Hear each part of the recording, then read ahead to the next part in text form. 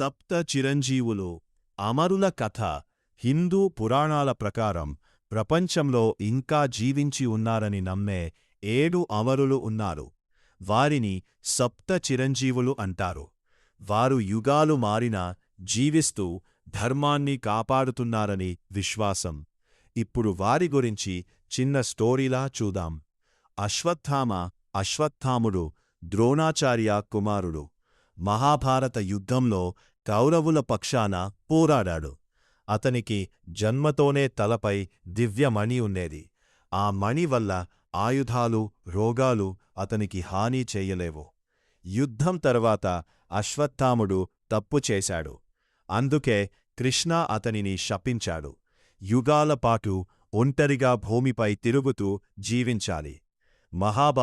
మహాబాలి గొప్ప దానశీలి రాజు. ధర్మం దానం చేయడంలో అతను ప్రసిద్ధి. ప్రజలు అతన్ని చాలా ప్రేమించేవారు. అమరత్వం. వామన అతన్ని పాతాళానికి పంపినా ప్రతి సంవత్సరం భూమికి రావడానికి అనుమతి ఇచ్చాడు. అందుకే ఓణం పండుగ జరుపుకుంటారు. వేద్వ్యాసుడు మహాభారతాన్ని రచించిన మహర్షి. వేదాల జ్ఞానం, భవిష్యత్తు తెలుసుకునే శక్తి. అమరత్వం, ధర్మం, జ్ఞానం ప్రపంచానికి అందించేందుకు దేవతలు అతనికి జ్ఞానం ప్రపంచానికి అందించేందుకు దేవతలు అతనికి దీర్ఘాయువు ఇచ్చారు.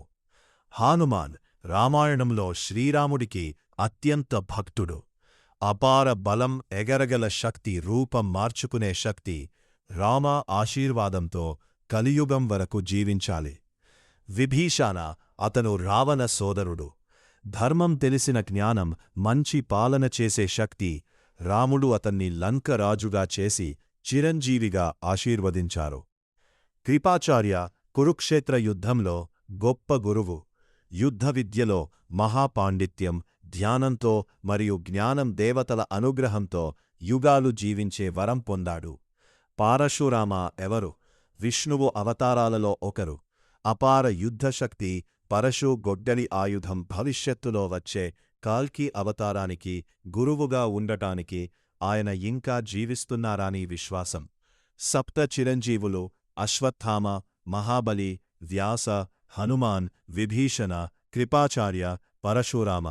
వారు ధర్మాన్ని కాపాడుతూ యుగాల వరకు జీవిస్తారని హిందూ పురాణాలు చెబుతాయి.